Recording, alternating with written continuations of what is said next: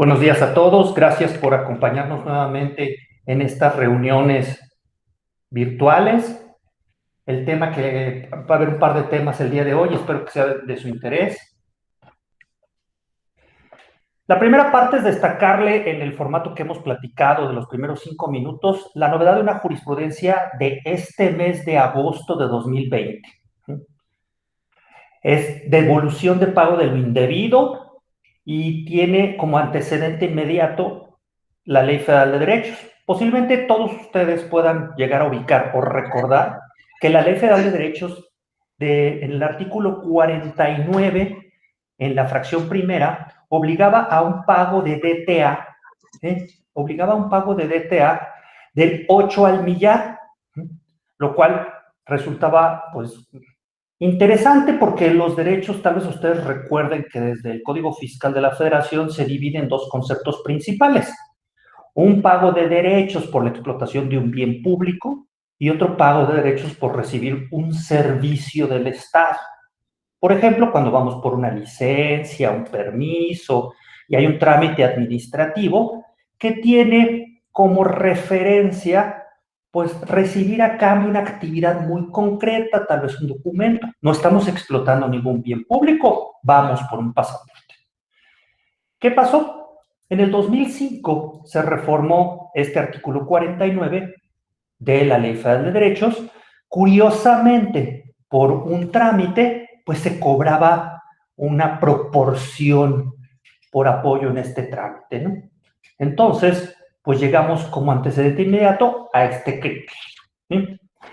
Luego, esto se analizó por la segunda sala de la Suprema Corte en el 2006, insisto, por la reforma del artículo 49 de la Ley Federal de Derechos, y lo declaró inconstitucional, diciendo que para el cálculo no se estaba considerando el valor del servicio, sino un elemento ajeno, como es el valor de los bienes importados.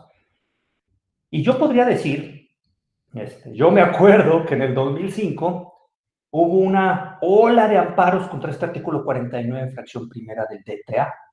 Entonces, muchísimas compañías al día de hoy en la región del Bajío todavía tienen ese amparo ganado en 2005. Entonces, tienen la posibilidad objetiva de, si han venido haciendo pagos de DTA desde aquel entonces, poder solicitar en devolución ese pago del indebido. Lo que nos trae hoy a un criterio nuevo de jurisprudencia, insisto, recientemente publicado, es de agosto, ¿sí?, de este año, entonces, y tiene una semana más o menos que salió. Es del 7 de agosto de 2020. Y este criterio de jurisprudencia, que es de colegiados en una contradicción, hace referencia a la devolución de pago al individuo, procede cuando el monto pagado se haya deducido por el contribuyente, ¿sí?, sobre la renta, si previamente rectificó la determinación. ¿Qué criterio está siguiendo ahorita esta jurisprudencia? Oye, si bien es cierto, tú ganaste el amparo contra DTA y posiblemente ese pago lo seguiste realizando, ¿qué hacen las compañías? Esos pagos de DTA lo disminuyeron de la base ejercicio por ejercicio. Después lo pedían en devolución como pago del indebido, la autoridad fiscal lo devolvía, ¿sí?, pero pasaba un efecto muy curioso. Algunas autoridades fiscales decían: infórmame si hiciste alguna deducción. Entonces empezó a haber un poquito más de controversia con esas devoluciones de pago del indebido, porque las autoridades, en un ánimo de no devolver, empezaron a preguntar qué efecto fiscal les diste. Y resulta que hubo dos criterios principales. El primer criterio fue: si lo puedes pedir en devolución porque se declaró inconstitucional y resulta que hiciste un pago del indebido. Una vez que te lo devolvían, lo acumulabas como en tus ingresos globales y ya. Pero otros contribuyentes no lograron una devolución y también una resolución en el otro sentido. Es decir, como ya tomaste un beneficio de la deducción de ese DTA, no puedes tener esa duplicidad. Finalmente, esa discrepancia entre los criterios. Insisto, un criterio que sí permitía que irás a la devolución con independencia que hayas deducido el DTA en el pasado, y otro criterio que decía no te devuelvo el DTA aunque te lo hayan declarado inconstitucional porque ya tomaste una deducción. Finalmente estamos llegando a este criterio de agosto de 2020, donde dice, la devolución del pago indebido procede cuando el monto pagado se haya deducido por el contribuyente para efectos del impuesto sobre la renta si previamente rectifica la determinación. Entonces, ahí hace referencia a la devolución en términos del 22 del Código Fiscal y surge por la existencia de un error de hecho de derecho, es lo que dice el criterio, y si bien es cierto que en dicho precepto no se establece como limitante para que la autoridad devuelva al contribuyente los tributos erogados indebidamente que haya deducido, ¿sí?, no procede la devolución si no se rectifica. ¿Sí? Es decir, hacen un proceso de reversar la deducción de DTA y después lo pueden pedir en devolución. Porque el no hacerlo implicaría que el contribuyente obtenga un doble beneficio. Algo muy particular es que esta no es una jurisprudencia que aplique a nivel nacional. ¿Sí? Es una jurisprudencia que va a aplicar nada más en el primer circuito, es decir, en la zona del Bajío no debiera afectar, sin embargo, no deja de ser un criterio general de jurisprudencia aplicable para un circuito nada más, porque no es una jurisprudencia de la Corte y que en nuestra perspectiva ustedes deberían de tomar en cuenta, posiblemente en algunos otros casos. Este caso en concreto fue una evaluación del tema del DTA, pero creo yo que lo podemos equiparar a casos parecidos, porque el criterio de la tesis no destaca, ¿sí?, con amplitud, que es un tema de DTA.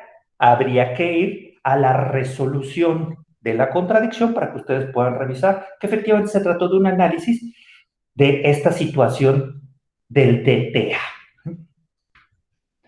Entonces, este es el que nos parece ahorita un tema interesante y que deberían de llevarse en mente para este tipo de casos.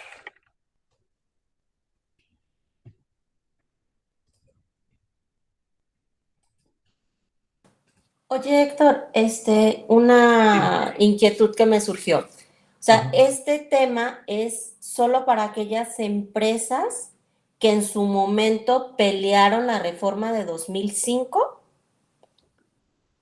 sea, Sí, exacto. La contradicción de tesis que ajá, hoy nos propone hacer ese proceso de reversa el efecto de la deducción, ya después hace la solicitud del pago del individuo, fue específicamente de DTA. Creo, no sé si tu pregunta va, que nos puede afectar en otros temas un poquito distintos al tema de DTA, en otras no, más, solicitudes de deducción. Ajá.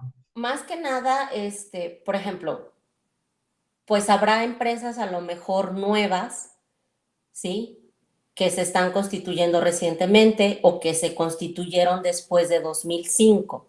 Pero entonces pudieras ir por la devolución solo si fueras e iniciaras el juicio, ¿no? Como no sé si se pueda el tema de primer acto de aplicación. Si el día de hoy yo me estoy constituyendo, voy a caer en el punto donde voy a estar haciendo operaciones de comercio exterior, ¿puedo ir a pelearlo o no puedo ir a pelearlo ya? Definitivamente sí puedes ir a pelear. Ok. Como tú bien recuerdas, hay dos oportunidades. Ujú. Contra la vigencia, esa empresa que se constituye hoy, pues no pudo pelearse contra la vigencia, o sea, no tuvo ese plazo de 30 días. La mayoría en 2005, en el caso de DTA, Ujú. nosotros lo hicimos contra la vigencia, pero lo dices muy bien. Hoy, una empresa recién constituida, su primer acto de importación que pague este DTA en específico, se puede ir a pelear, obtiene el amparo, porque hay jurisprudencia de la segunda sala de la Corte, ¿no? Sin duda, si controlas bien el asunto, debieras de ganar. Sin embargo, cuando llegue a la declaración anual, no puede tomar la deducción, porque entonces, bueno, insisto, un criterio ahorita nada más, ¿sí?, de un circuito, pero sin embargo, pues bueno, ya viene una tendencia que yo creo que hay que cuidar el efecto, ¿no? Sí, sí, o sea, habrá otros casos, por ejemplo, de IGI, donde, bueno, yo tengo la experiencia de un caso en particular y en la devolución pues nos ha ido mal, aun cuando se le ha hecho hincapié a la autoridad y se le ha demostrado que no se ha tomado esa deducción, ¿no?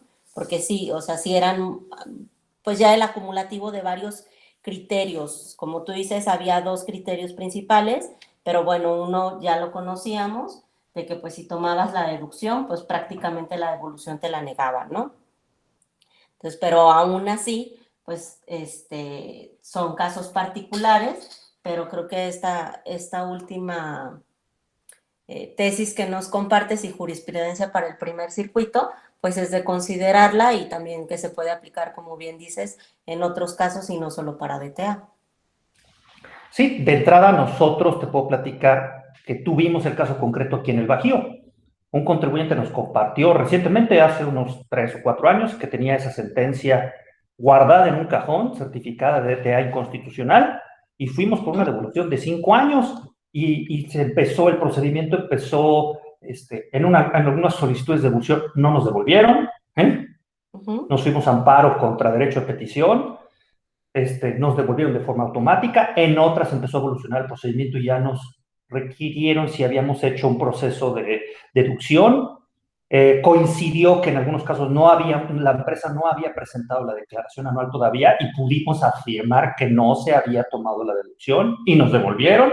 En otros se complicó y se ganó un procedimiento en primera instancia. Entonces ya se veía venir de los últimos 3 años criterios de este tipo, ¿no? Porque se reactivó en muchos casos. Nosotros vimos casos aquí en el Bajío que se reactivó con base en esta jurisprudencia inicial y así fue la historia. Pues por supuesto, cuando lo vimos publicado hace un par de semanas, es como lo traemos ahorita a la mesa. Muy bien, gracias.